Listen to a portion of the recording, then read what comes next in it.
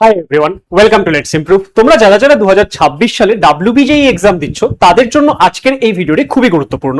WBJEE পরীক্ষা দেওয়ার পর যখন কাউন্সেলিং হবে, সেই কাউন্সেলিং এর মাধ্যমে যখন তোমরা কলেজে ভর্তি হতে যাবে তখন কিন্তু তোমাদের যে ক্লাস 12 এর মার্কস সেটা দেখা হবে।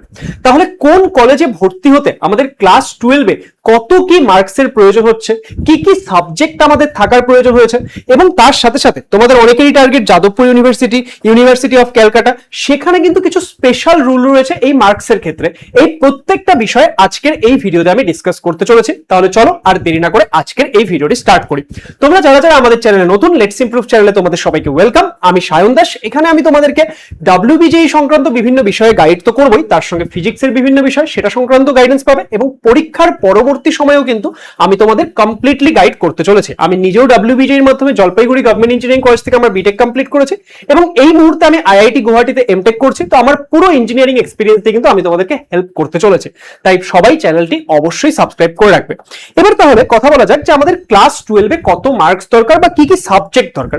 দেখো, তোমরা যদি এক্ষেত্রে ইঞ্জিনিয়ারিং এর ইঞ্জিনিয়ারিং এর কোর্সগুলোতে ভর্তি হতে যাচ্ছ, তাহলে সেই ক্ষেত্রে তোমাদের এই সাবজেক্টগুলো তোমাদের ক্লাস 12 এ এই যে আমরা সাবজেক্টগুলো দেখতে পাচ্ছি, physics, mathematics, chemistry, computer science, electronics, এরকম তোমরা টোটাল এখানে 15টা সাবজেক্ট দেখতে পাবে। তো এদের মধ্যে থেকে যে কোনো 3টা থাকলেই হবে। কিন্তু এখানে কোয়েশ্চেনটা হচ্ছে যে আমাদের যে কোনো 3টা থাকলেই যে আমরা সমস্ত কোর্সে ভর্তি হতে পারবো সেটা কিন্তু নয়। তার জন্য তোমাদের ডাব্লিউবিজেই যে ইনফরমেশন বুলেটিন, সেখানে লাস্টের দিকে দেখবে একটা লিস্ট দেওয়া রয়েছে। আমি তোমাদের জাস্ট একটা ডেমো হিসেবে কয়েকটা দেখাচ্ছি এখানে। তো এখানে দেখো, যেরকম আমরা এখানে দেখতে পাচ্ছি এরোনটিক্যাল ইঞ্জিনিয়ারিং, তার জন্য আমাদের কি কি সাবজেক্ট ম্যান্ডেটরি, ক্লাস 12 এ আমাদের ফিজিক্স, কেমিস্ট্রি, ম্যাথমেটিক্স ম্যান্ডেটরি। আবার যদি আমরা দেখি এগ্রিকালচারাল ইঞ্জিনিয়ারিং, সেখানে আমাদের ফিজিক্স ম্যান্ডেটরি, কেমিস্ট্রি অথবা এগ্রিকালচারাল স্ট্রিমের মধ্যে যে কোনো একটা থাকলেই হচ্ছে। আবার আমি যদি দেখি যে আমাদের এক্ষেত্রে বায়োটেকনোলজি, তার জন্য আমাদের ফিজিক্স, কেমিস্ট্রি এটা ম্যান্ডেটরি, ম্যাথমেটিক্স না থাকলেও চলে। ওকে। আবার আমি যদি দেখি এক্ষেত্রে কম্পিউটার সায়েন্স এন্ড ইঞ্জিনিয়ারিং, সেই ক্ষেত্রে ফিজিক্স আর ম্যাথমেটিক্স কম্পালসারি, তার সঙ্গে আমার এই বাকি যে লিস্টে যেই সাবজেক্টগুলো আছে তার মধ্যে থেকে যে কোনো একটা থাকলেই হবে। মানে তোমার কেমিস্ট্রি থাকলেও চলবে, তোমার কম্পিউটার সায়েন্স থাকলেও চলবে, অন্য কোনো একটা সাবজেক্ট যেই লিস্টের মধ্যে আছে সেখান থেকে অন্য কোনো একটা সাবজেক্ট থাকলেও চলবে।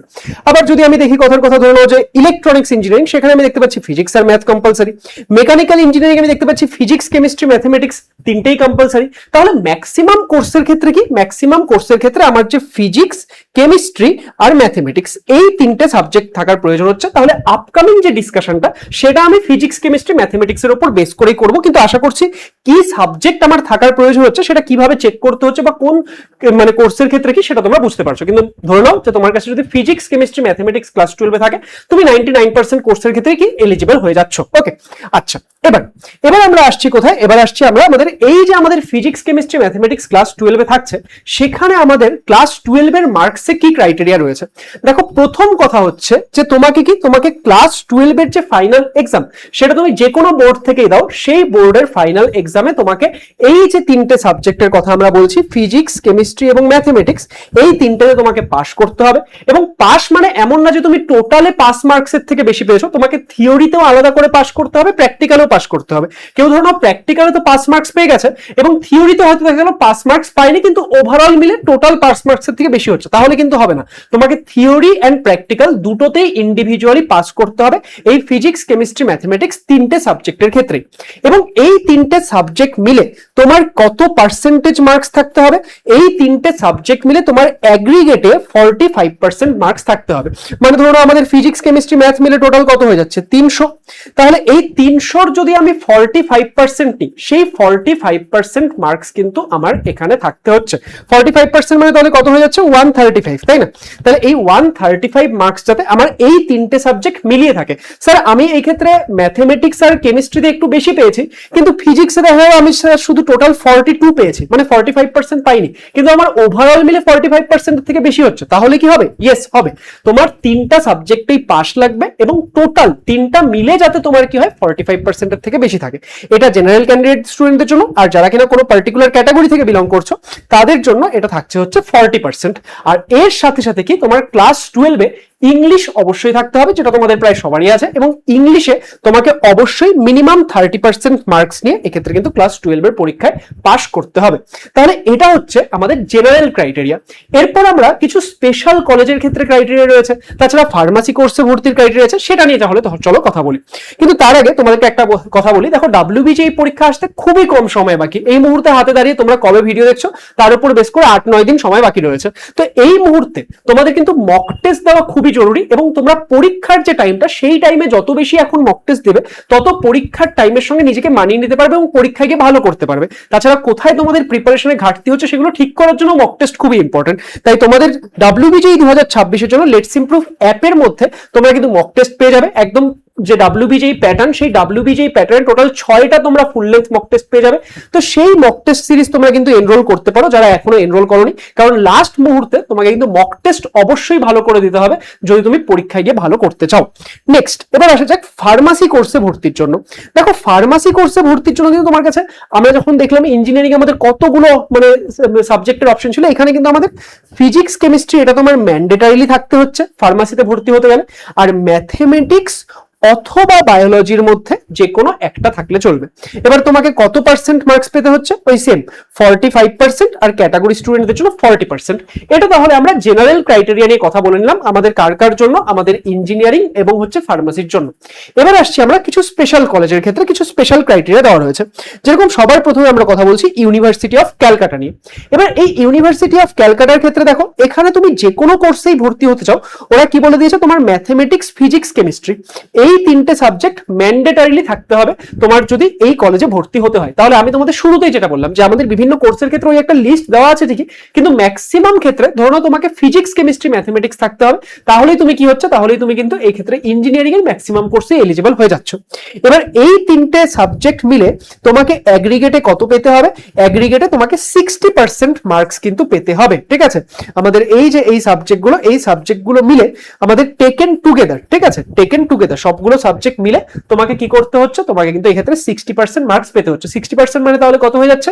300-র মধ্যে 180 থেকে বেশি তোমাকে পেতে হবে। 180 পেলেও চলবে, ওকে। আর তোমাকে প্রত্যেকটা সাবজেক্টে ইন্ডিভিজুয়ালি থিওরি অ্যান্ড প্র্যাকটিক্যালে কিন্তু পাস করতে হবে। এবার যদি তুমি কোনো পার্টিকুলার ক্যাটাগরি থেকে থাকছো তাহলে সেই ক্ষেত্রে তোমার কত মার্কস থাকতে হবে? তোমার 55% মার্কস কিন্তু এই ক্ষেত্রে থাকতে হবে। তাহলে এটা আমরা ইউনিভার্সিটি অফ ক্যালকাটার ক্ষেত্রে বুঝে গেলাম। এবার আসছি আমরা কোথায়? এবার আসছি আমরা আমাদের যাদবপুর ইউনিভার্সিটিতে। দেখো যাদবপুর ইউনিভার্সিটির ক্ষেত্রে যদি আমরা বলি, যাদবপুর ইউনিভার্সিটিতে তোমার ইঞ্জিনিয়ারিং হোক বা ফার্মাসি কোর্স হোক, সেখানে কি বলেছে, candidate must have passed higher secondary that is 10+2 examination in science stream from West Bengal council of higher secondary education or equivalent, যে কোনো এক্সাম, মানে তুমি যে কোনো বোর্ড থেকে পাস করো, অত চাপের কোনো ব্যাপার নেই। ঠিক আছে, তো এখানে কি বলেছে, তোমাকে ইন্ডিভিজুয়াল পাস মার্কস থাকতে হবে বোথ থিওরি অ্যান্ড প্র্যাকটিক্যাল, ওকে। আর এই ক্ষেত্রে তোমার কি কি সাবজেক্ট ম্যান্ডেটরি থাকতে হবে? Physics, chemistry, mathematics. দেখো তোমরা দেখলে যে ফার্মাসিতে ভর্তি হওয়ার জন্য আমাদের কি কি সাবজেক্ট থাকলেই চলে, আমাদের ফিজিক্স, কেমিস্ট্রি, ম্যাথমেটিক্স অথবা বায়োলজির মধ্যে যে কোনো একটা থাকলে চলে। কিন্তু তুমি যদি যাদবপুর ইউনিভার্সিটিতে ভর্তি হতে চাও তাহলে তোমার ফার্মাসির জন্য কিন্তু ম্যাথমেটিক্স কম্পালসারি, যে ফিজিক্স, কেমিস্ট্রি, ম্যাথমেটিক্স তোমাকে থাকতে হবে। এবং তোমাকে অ্যাগ্রিগেটে কত নাম্বার পেতে হবে? 60% নাম্বার তোমাকে পেতে হবে। এটা কাদের জন্য? এটা হচ্ছে জেনারেল এন্ড ওপেন ইডব্লিউএস স্টুডেন্টদের জন্য। জেনারেল ওপেন ইডব্লিউএস স্টুডেন্টদের জন্য আমাদের কত 60% মার্কস থাকতে হচ্ছে। এন্ড তুমি কিছু পার্টিকুলার ক্যাটাগরির ক্ষেত্রে দেখতে পাচ্ছ এসসি, এসটি, পিডব্লিউডি এর জন্য থাকতে হচ্ছে 45%। এবার দেখো আমি এই যে পুরো ডেটাগুলো তোমাদেরকে প্রোভাইড করছি, সেটা কিন্তু প্রোভাইড করছি তোমাদের যে ইনফরমেশন বুলেটিন সেখান থেকে। এবার এখানে একটা বিষয় নিয়ে একটু কনফিউশন রয়েছে যে ওবিসি এ এবং ওবিসি বি স্টুডেন্টদের জন্য প্রত্যেক বছর এটা 45% থাকে, কিন্তু এই বছর আমাদের ইনফরমেশন বুলেটিনে এটা 54% লেখা। এবার এটা কি মানে প্রিন্টিং মিস্টেক নাকি ওরা 54%ই করে দিয়েছে, সেটা একটু কনফিউশনের বিষয় রয়েছে। তো সেটা তোমরা চাইলে একবার WBJEE হেল্পলাইনে কন্ট্যাক্ট করে কনফার্ম করে নিতে পারো। এটা সাধারণত প্রত্যেক বছর 45% থাকে, কিন্তু এই বছর আমরা এখানে ইনফরমেশন বুলেটিনে দেখতে পাচ্ছি যে ওবিসি এ, ওবিসি বি স্টুডেন্টদের জন্য এটা কত দেওয়া রয়েছে? 54% দেওয়া রয়েছে। তাহলে তোমাদেরকে মানে information bulletin wise OBC A ও ওবিসি বি স্টুডেন্টদের জন্য 54% মার্কস থাকতে হচ্ছে, কিন্তু এটা জেনারেলি প্রত্যেক বছর 45% থাকে। ওকে, আচ্ছা, এবার এই যাদবপুর ইউনিভার্সিটি কিন্তু একটা স্পেশাল ক্রাইটেরিয়া রয়েছে, সেটা কি? এই যে আমাদের তিনটে সাবজেক্ট মিলে তোমাকে অ্যাগ্রিগেটে 60% তো পেতেই হচ্ছে, আর ক্যাটাগরি স্টুডেন্টদের জন্য যেরকম যেরকম রয়েছে সেই রকমই তোমাকে ইন্ডিভিজুয়ালি ম্যাথমেটিক্সের মধ্যে, ঠিক আছে, তোমাকে ইন্ডিভিজুয়ালি ম্যাথমেটিক্সেও কিন্তু আলাদা করে তোমাকে কি হতে হবে 60%, এন্ড ক্যাটাগরি স্টুডেন্টদের জন্য যেরকম পার্সেন্টেজ বলছে সেরকম সেটা মার্কস পেতে হবে। মানে তুমি তিনটে সাবজেক্ট মিলে 180 বা 180 বেশি তো পাচ্ছই, তোমাকে ম্যাথমেটিক্সেও 60 বা 60-র বেশি পেতে হবে, তাহলেই কিন্তু তুমি এলিজিবল হবে। এবার তোমরা যখন কাউন্সিলিং করাতে চাও, অনেকে বলে যে স্যার আমাকে এই কলেজ দেখাচ্ছে না, ওই কলেজ দেখাচ্ছে না, সেটা ক্লাস 12 এর মার্কসের উপর বেস করে তোমাকে দেখায় কি দেখায় না সেরকম বিষয়গুলো হয়। তো এই হচ্ছে পুরো ডিটেল যে তোমাদের ডাব্লিউবিজে এর মাধ্যমে তোমরা যদি কলেজে ভর্তি হতে চাচ্ছ তাহলে তোমাদের কত কি মার্কসের প্রয়োজন হবে।